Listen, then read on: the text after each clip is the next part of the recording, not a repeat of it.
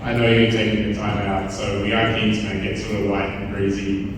Part of being at a liberalism conference and liberalism as a value is that you can hear my terrible jokes and not have to worry that I'll be taken prisoner under a Sedition Act or something like that. Actually, we had an interesting sort of development to put this session together, and a few debates about how we would take this. I mean, you heard from the earlier session, a very vibrant first panel, that these are difficult times for liberal ideas and policies. Conservatives in liberal democracies are seeking to tear down institutions and abolish so-called woke policies. And liberal policymakers and experts are really struggling to gain traction with their ideas. We saw this from the panel speaking about Germany, that in the United States and Europe in particular, these ideological divides are widening, and with that, there are policies that are widening economic divides as well.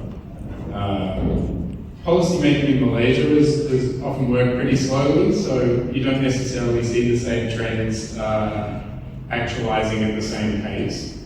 So illiberalism tends to creep up a little bit more, it's less pronounced and it lags. But we are seeing this. I mean, obviously, mobilizing cost of living arguments is one that cycle that I think the political debate is being caught in. And that translates into long-running battles to maintain fiscal space, to do things like social sector policies, which we're going to focus on today. So Malaysia has been trapped in sort of small government status, as an economist like me likes to call it.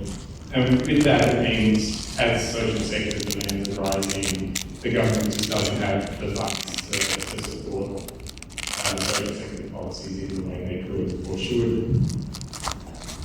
So we thought about, do we have a session which is similar to the first one, in that we discuss and tackle those sorts of liberal trends, or do we say, no, let's not be part of that chorus and let's do something a little different. Let's recognise that the social sector and social policies and inclusiveness in Malaysia still has a really long way to go.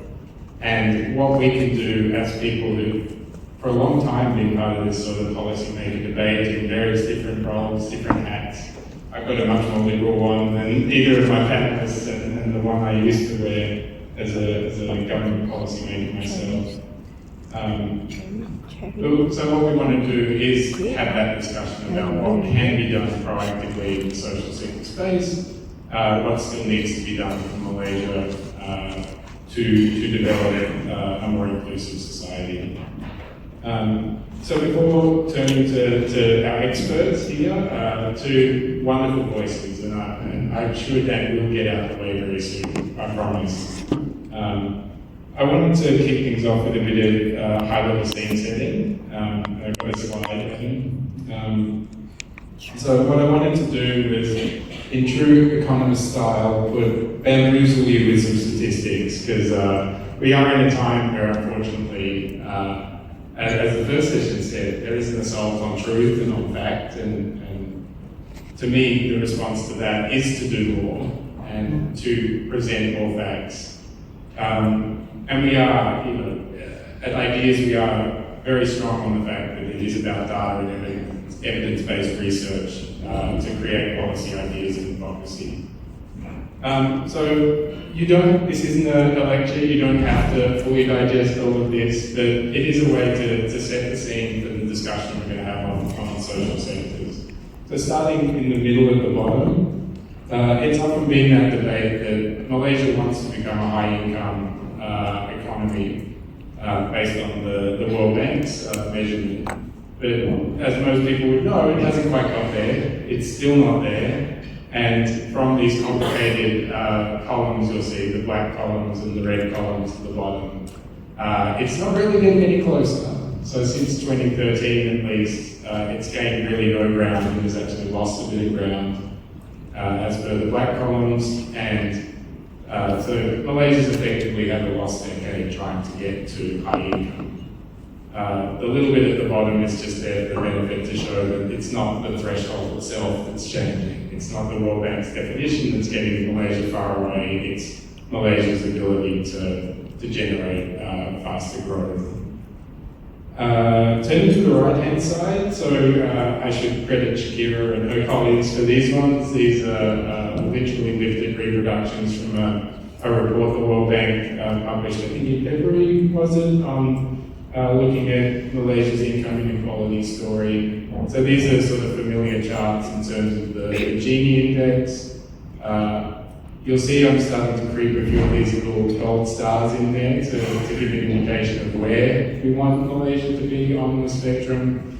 For the Gini index, lower is better. So you can see since the late 70s, Malaysia has had some improvement, but if you look at the bottom right chart, Malaysia compares pretty unfavorably both within the region and with comparable countries, similar development like Poland or Turkey or countries like that. And then the four other charts, starting with the colourful one in the middle, they come from Berkeley's Inclusiveness Index. There's the Other and Belonging Institute that puts this together. And I mean, I would caution, I mean, indexes are blunt instruments, so I'm not trying to be an advocate for this index, but in a very short, sharp, visual way, it shows that Malaysia is not performing particularly well in terms of inclusiveness. You want to be at the top. These are rankings, so one being the best, obviously, and you can see that Malaysia's in the lowest sort of segment for almost all of these different categories of inclusiveness based on the different groups that the index tracks. And then on the left-hand side, providing sort of a little transition into where we'll go into today with the social sector. We have three of the metrics that come from within the index and help contribute to that. And where Malaysia sits on histograms, so the distribution of countries. And as you can see, it's in the wrong part of the distribution on all of these issues. It's policy discrimination is much higher against disabilities. That is, Malaysia doesn't have terribly supportive policies towards people with disabilities.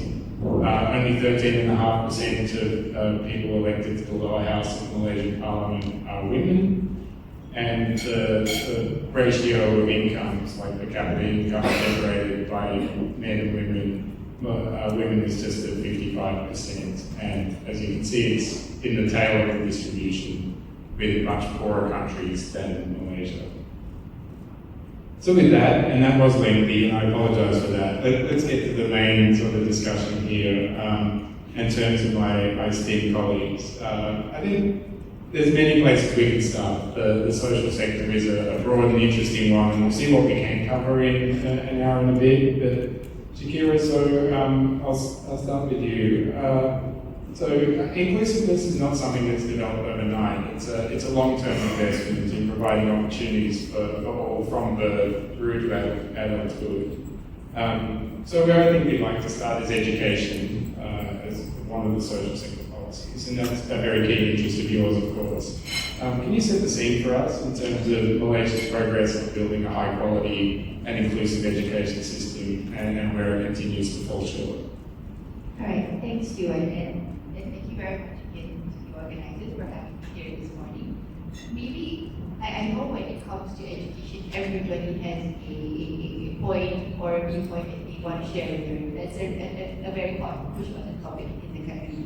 And looking at the charts that Stuart put out, I thought maybe we could do a little bit sort of walk down memory line, compare everything, and then just put me a little positive, or at least have a little bit of a positive spin into this.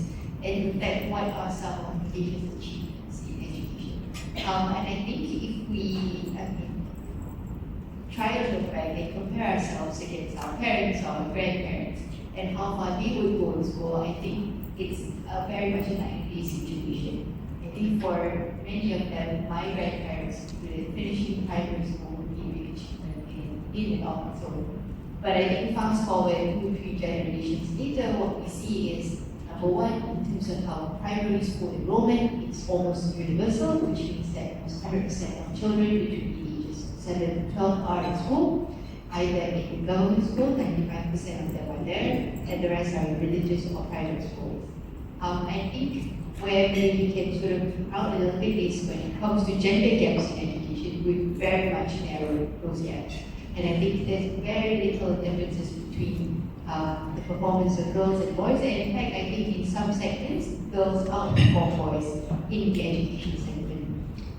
I think to complement that, in terms of our preschool enrollment, that has improved significantly as well. So over the last decade, there has been a tremendous increase in preschool enrollment. It was around 67% back in 2009, and now I think in the latest RMG, the number increased to about 90%. So that's a big achievement. And I think for many schools these days, it looks very much different from the schools. It's the school I attended and your parents attended back then. So that's very much a big achievement for Malaysia. And I think beyond the numbers and enrollments that you see, one thing I think Malaysia's education system has been anchored by strong policies. So number one, we had the Malaysia Education Blueprint. As much as we can comment on the blueprint, how successful it has been, what is great about the blueprint is that it lays out the challenges or what needs to be done on the ground, education-wise. And then we had a delivery unit, which ensured some of the changes or many of the changes that needs to happen. And of course, I think when it comes to budget, education still is the biggest recipient of the budget. Now we can debate where the money goes, but the point is, it is a key priority based on spending. And there have been times historically where the government was willing to take bold and sometimes difficult reforms. So I think just to take this, a pause there, it definitely reflects some of Malaysia's achievements in education. Now, that has been devised what are some of the challenges, and I think if we really want to talk about the challenges in education, it's good to frame it from inequality or inclusiveness standpoint. The point that I think one should realize that whatever inequality or gaps that we see now, it takes place or it begins many, many years ago, 20, 30 years ago, and whatever inequality or challenges or gaps that we are going to see 20 to 30 years from now, the changes or the reasons are already taking place. So let's start from the very beginning. So from the early years of life, a poor prenatal environment, for example, leads to poor birth outcomes and weak childhood health. And that leads to stunting. And stunting has an implication on how child would learn in school. So that's one. And if you think about it, there are, especially those who are living in areas which are a little bit further, it's more challenging to get to prenatal checkups. Definitely, that's a big challenge. I talked earlier about preschool enrollment, right? So while it is a big achievement that we have today, where preschool enrollment is indeed high, it is nowhere near universal. So the recent RMP, the team, for example, pushed for preschool to be compulsory at least for 1 year in Malaysia, and it's a step in the right direction. But then again, there are challenges to that as well. So people who live in rural or remote areas definitely would see it as a challenge to send their children to preschool. And if you live in an area where it's a low-income area, for example, you may have access, or there may be preschools around your area, but they could be very expensive for you to enroll your children in. So that's in terms of preschool. And now we progress to standard 1. And there you see where almost a quarter of our children, 25% of our children are not ready to learn in school, which means that they don't have the necessary skills to learn or take in the lessons that will take place in school. And because children are from lower income households, the odds are even higher, right? And then you progress a little bit further to standard 4 when you're at 10. So by this age, one should be able to fluently and understand really at their level. Unfortunately, in Malaysia, the learning poverty stands at 40%, which means 4 in 10 children are not able to read fluently at their level. And the number is much higher for those from lower income households, that is 60%. So the gaps keep on compounding as you progress through your schooling years. After 10 years, and then you come to 15 years, and that's where you take PISA. And that's where you should see whether or not the school system has prepared your child for the working life. And if we compare Malaysia's performance, children's performance against their peers in other countries, I don't think it's a surprise, it's actually very much out there, that the performance are very much lagging for Malaysia's level of development. And then finally, that person or that child arrives at adulthood. And then you see the living potential, the potential, the human capital index, at least what we see in the bank, tells us that in terms of Malaysia's potential for its children, for its citizens, we only saw, I guess, if you think about it, if you ask a child to run for 100 meters, and if you give that child proper education, proper healthcare, that child can run for the full 100 meters. In the case of Malaysia, a child can only run for up to 62 meters. So there's a learning gap there. So on paper, a child goes to school for 12 years in Malaysia, but the amount of living expectancy there is only up to 9 years, or there's a 3-year gap. So as you can see, the learning gap and the inclusivity challenge increases as they progress throughout the school. And I think the fundamental point that I would like to highlight is, if you really want to address this inclusiveness issue, this gap issue, it has to start from the very beginning. From the very beginning of life, even before that, with the mothers. So maybe I'll stop here first, and then back to you. Excellent. No, that's a really important point, and I hope people do take that away. It's what I lifted out myself when that report came out in February. It is, you invest early, and it is, as an economist who has a financial background too, it's compounding, right? You invest early. If you don't, then you don't reap the compound returns later in life. There are a lot of challenges to that, and that is somewhere where Malaysia really needs to make up a lot of ground. The other thing that sort of jumped out to me listening to your remarks, Kira, is as someone who's sort of been associated with Malaysia a long time, but also been part of a very different sort of upbringing and system in Australia, and then also part of Malaysia's system. It is, and we're tying it into liberalism as the theme today, it's like the culture around ideas, is it something I've always noticed in at the tertiary level is like there's a reverence towards and respect towards people that maybe stifles contest and debate, and that culture of trying to advance ideas a bit more sort of forthrightly, which is something that, is not a problem in Australia, that's for sure, and not a problem at these conferences, I should say as well. So welcome that sort of exchange of ideas. Turning sort of back to the youthful side of these things, I want to bring Ming Wei into this. So like we've spoken about investment, and Shakira certainly took us through that, but when you combine both time and money, if you think how the family unit invests, and I think the biggest investment over the course of a lifetime is sort of in children, right? Parents, you may not account economically for the amount of time that's put in, but the time and the money and the energy put into children is the most important investment any family with children will make. So Mingwei, can you sort of, your background is very much an interest, go to sort of children in the family unit, and it'd be great if you can sort of introduce us to how you think about that and where it fits into this inclusiveness conversation. Thank you so much, firstly. Thank you for having me. I run the Family Friendly Policies portfolio at UNICEF Malaysia.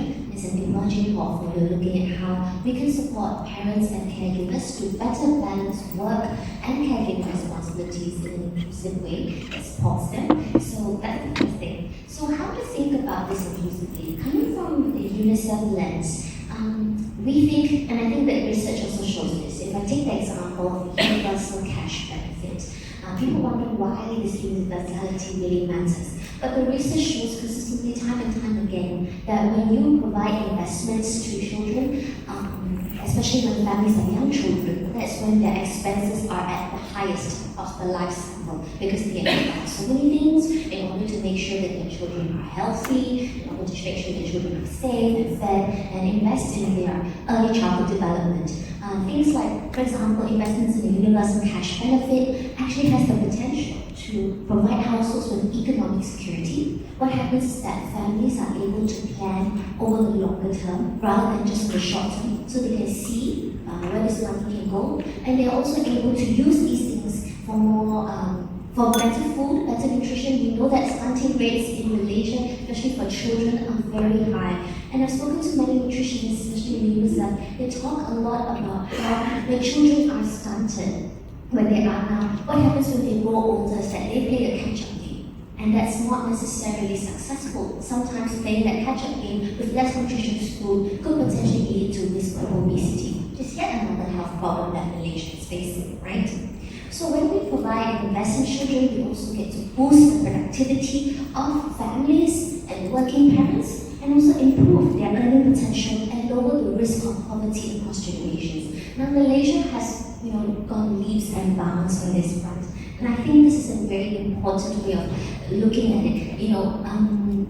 One of the things that we like to do in Malaysia is also means-tested benefits. Now, there is an issue with that, in the sense that when we do means testing, we actually spend a lot of time, a lot of administrative efforts to go and make sure there's no exclusion errors, a lot of assessments, periodic assessments, a lot of checkups to see if the person is still eligible, and not every country has that kind of capacity. It also brings the next question, is that truly inclusive? When you have so many exclusion errors, which will happen with any kind of targeting, is that truly inclusive, right? So this question of inclusion with children starts from a universal lens, also because when it comes to the capacity of governments, it's very important. They get to see the data that they will use for the rest of their lifetime in order to see what the children need, what is being provided, and also helps them do long-term planning when it comes to education. So how many schools should we have in the area? How much support should we provide for healthcare and hospitals? How much childcare is really necessary?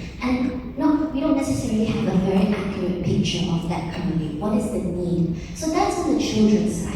And as you said, the most productive investment, if we are looking in a time of constrained fiscal ability, we're looking to really get bang for the buck, that is investing in children and pregnant mothers, that is where they should begin. Now let's bring it to the other side of the equation, which is about gender. Okay, we know that women in families across all countries provide the bulk of care, right? When I was at IDEAS Malaysia, we did a projection of how much unpaid care work is happening in homes. So here I did the count. So in a week, 10 women spend at least 10 more hours on unpaid care work than men. And that's most of the time they're actually going to work. Actually, the sample, a lot of them were women who were already working. So it amounts to a double shift. And we are really losing out on the economic gains by not even recognizing that this is labor. It actually amounts to, if we were to count it and then we were to benchmark it according to, let's say, the average housekeeper rates in Malaysia, which is a little bit on the lower side, it actually amounts to about 379 billion that could be added to our GDP. But that is just an estimation. The real cost is potentially much higher because unpaid care work covers everything from cooking and cleaning and even just making the decisions, okay, what happens, how do I get the groceries, what kind of groceries do I get? That is all time and that is all labor. Now, why is this important? Because in Malaysia, you see, like Shakira has said, I think the education gaps have all but closed. Women and girls outperform men and boys in certain areas. When it comes to healthcare, we have also closed a lot of these gaps. We have almost eradicated, I think, early child mortality and maternal mortality. But what's really missing is these gains in terms of labor force participation and political empowerment. So you see that in the charts here.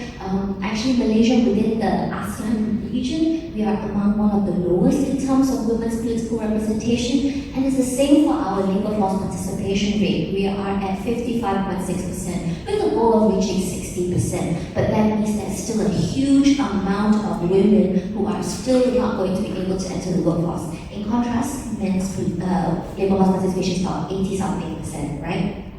So this is an issue, and it has been reported over and over again in household labor force surveys that women, 93% of people who are out of the labor force or who are reducing their work hours are doing it because of care responsibilities. 93% of them are women. So it is still very much a gendered problem, right? And why this matters, I think where UNICEF is coming from in terms of the family-friendly thing is because that there is a need. We can support women, we can provide the childcare services But at the end of the day, they will still be the one doing all of the work, and there's not that sharing, and redistribution in the household that is really the most sustainable way to push it.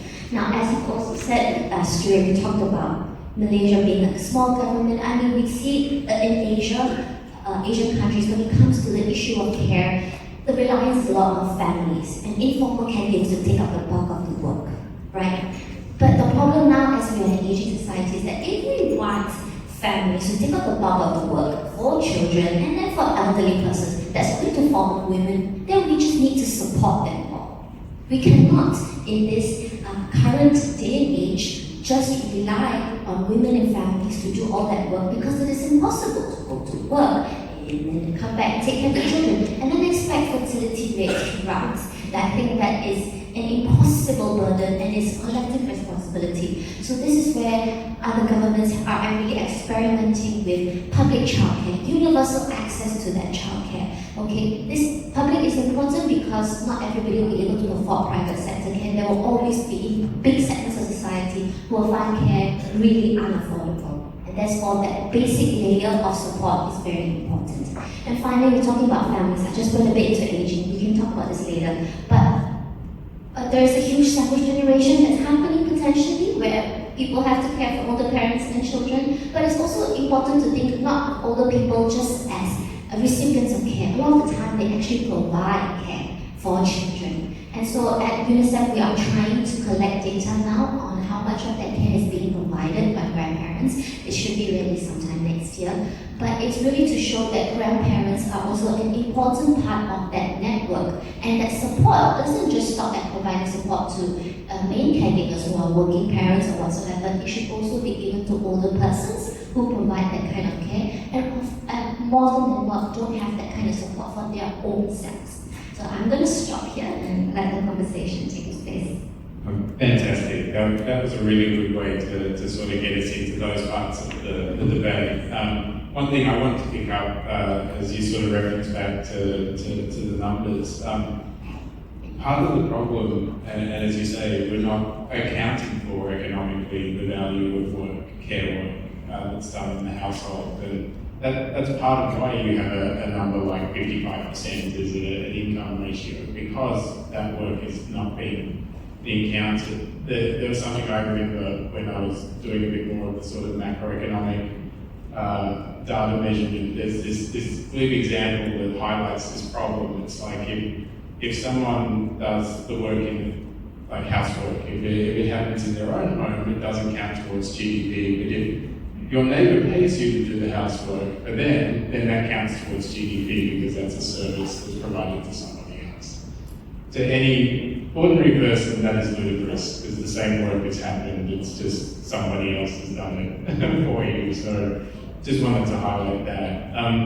Shakira, I know you want to jump in on gender and those sorts of issues too, and maybe you can sort of continue on from what Minhui was talking about, but also sort of bring this into the inclusive workplace aspect of it. So we've spoken about a family unit and about childhood education, but the workplace is obviously a key sort of battleground on this, and how we forge a more inclusive culture. So. Right, thanks, Joe. So maybe I just want to add a little bit to what Minhui mentioned earlier. I think yes, when it comes to stunting, I do want to highlight to everyone that it's not a problem that is specific to a region or to a particular socio-economic group, because you see high stunting rates in Putrajaya as in Kelantan as well. So that's a problem or a challenge that is a Malaysian problem, not a specific problem to a particular group. And I think going back on care work and how much that burden is shouldered by women, I also partly think that is the way that society, because there's a lot of value added being attached to wage labor, and because care work for the most part of history has always been unpaid, so there's less focus and attention and support given to women who, at the end of the day, carry out many of this care work. Okay, so to go back to your questions you were on the inclusive employment practices. So at the bank, we recently launched a report on looking at inclusive employment practices among firms in Malaysia, and that report specifically looks at women. So we didn't touch on people with disabilities or the elderly just yet, and hopefully we can pursue and look into that in the near future. But the reason why we pursue that report, pursue that work, is going back to aging, which is, we can discuss a little bit more later.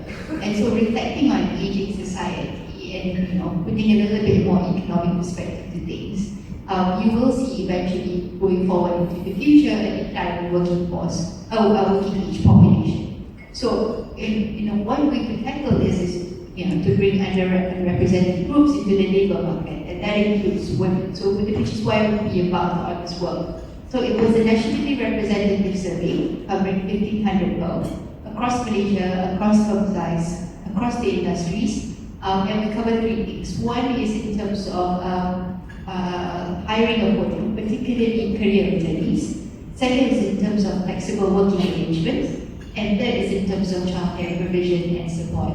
So just to give an overview of what we found, in terms of hiring of women, I think it very much mirrors the national trend. So basically in Malaysia, you will see a lot more women between the age of 31 to 40 being employed, and fewer after that. And that reflects the reality that most women face. So a lot of women enter the workforce in their 20s, and then they gradually leave once they start having families.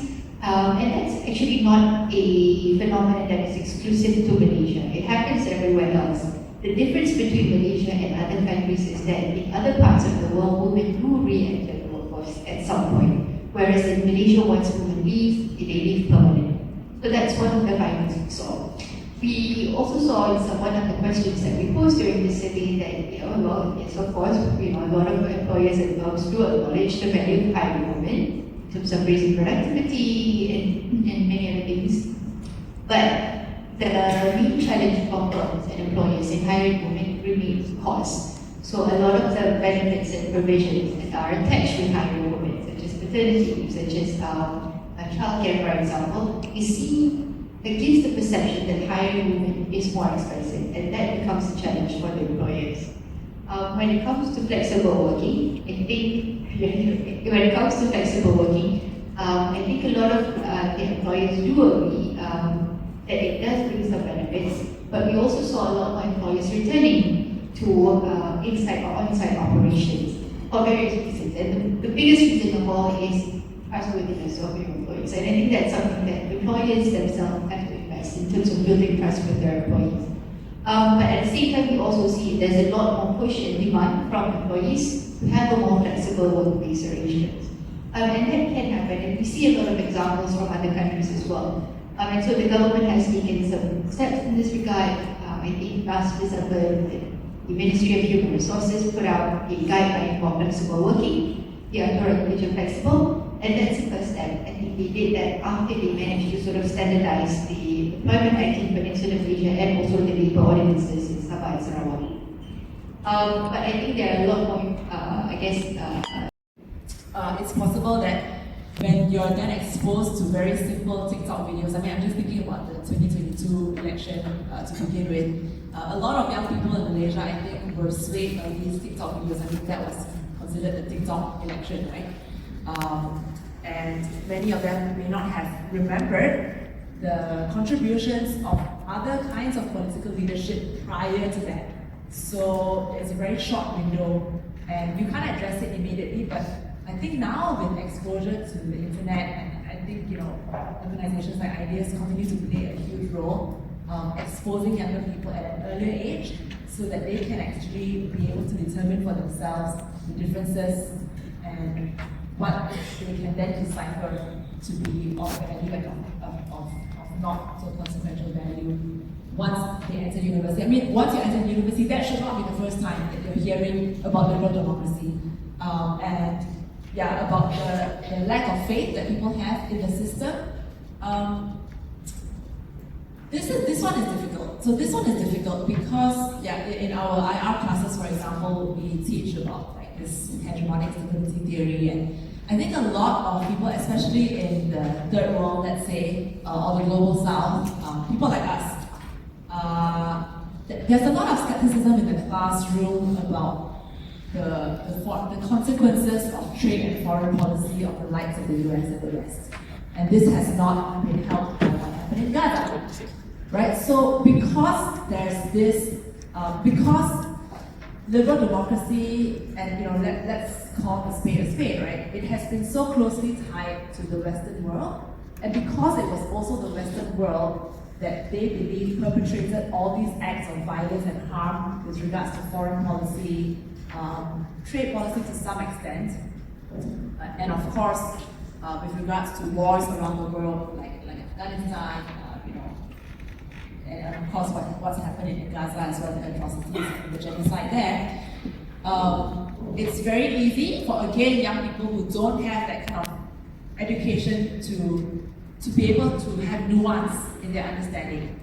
So completely agree that populists win the game because simple solutions, right? Simple rather than complex. But the reality is that politics and political economy is complex. So you have to be able to teach the younger generation that there are differences, right? You cannot just equate one with the other. Just because you hate the US doesn't mean you should love Russia, for example. I mean, that's just an example. I mean, Russia has also perpetrated harm and violence. But to be able to interpret that, I think it's complex. It's complex, and I will still, if you ask me today, I will still have voted in Undi 18. But what really needs to change is ensuring civic education in a more widespread manner. Actually, I have a question for Katrin, but maybe I have to ask it later. You don't have to answer on the panel, but actually I'm curious, like, there's this slippery slope of this anti-freedom movement, right? So I think my question was like, do voters, even in countries like Germany and the rest of Europe, do they see the long-term consequences of voting in far-right parties? Like, do they actually see that, you have time for that right now? Okay, can I let you answer that during the closing? Because we only have about 15 more minutes and I want to get the questions to Chin Hua as well. Yeah? Thank you. So, Chin Hua, there is a question here which I think is good and I think ties into some of the issues that you mentioned earlier. So the question is, if democracy is to be adaptable to the Malaysian context, and I assume it's liberal democracy to be adaptable to the Malaysian context, how do we also acknowledge our political history, such as the so-called social contract between Malays and non-Malays? So do you want to take that? Yeah. Right. I think if we want to look at that, we had to, let me frame it this way in the Malaysian context, is that we're supposed to celebrate democratic transition after 2018, but many people get disillusioned, frustrated, thinking that the country has become more polarized and so on, because you have non-stop episodes of cultural war, including our national flag can be now divisive rather than uniting, right? So how do you put this into context? If I'm privileged enough to be reported by our media friends, please capture this part rather than anything else, because what I want to say is to practice what I preached just now. I say that we should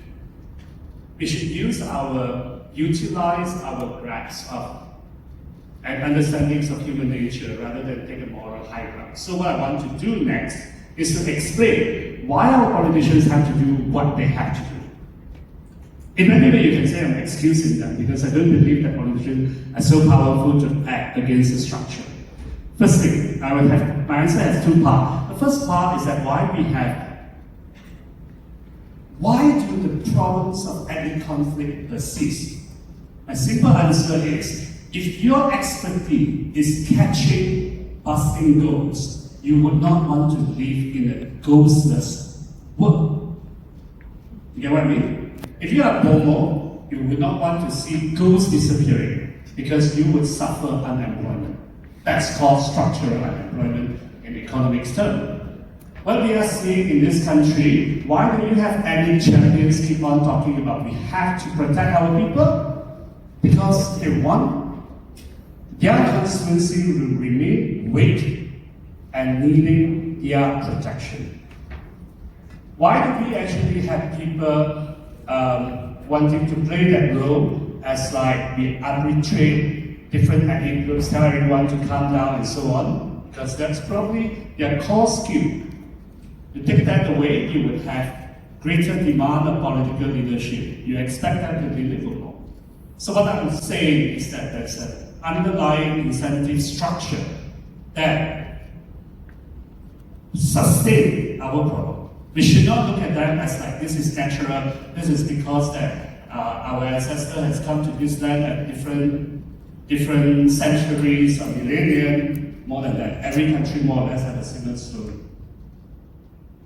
It's just different, varying in degree. What really means that why we suffer all the problems is because the system paid for those problems to continue. Because if the system, the problem do not continue, some politicians or many politicians will lose their job before acquiring new skills. So I want to move my second part. This is the part that I hope the media will capture. Why do we get into this problem? Because of over-concentration of power. The political science term for that is majoritarianism. What it means is that society leaves the decision to whoever the winner in the electoral game. Normally majority, but it could be plurality in the case of Malaysia. And how did that happen? It happens when powers are extremely highly concentrated at the hand of one actor, one institution, that the federal government. How do we do this? You have very centralized federalism, much more centralized than military states like our neighbors in Indonesia, Thailand, Taiwan, and so on. Second, you have parliament, exclusive dominance over the parliament. In the past, we have suffered executive interference into judiciary. Until today, the executive control our prosecution, which allows them selective prosecution and selective impunity. Then, most importantly, we have our winner-takes-all electoral system. Now, how does all this create a problem? A majoritarian system is very useful for the ethnic majority when they are united. So this is a system that works well for the ethnic Malay Muslim majority right at the start, all the way up to around 2008, because it amplified the power.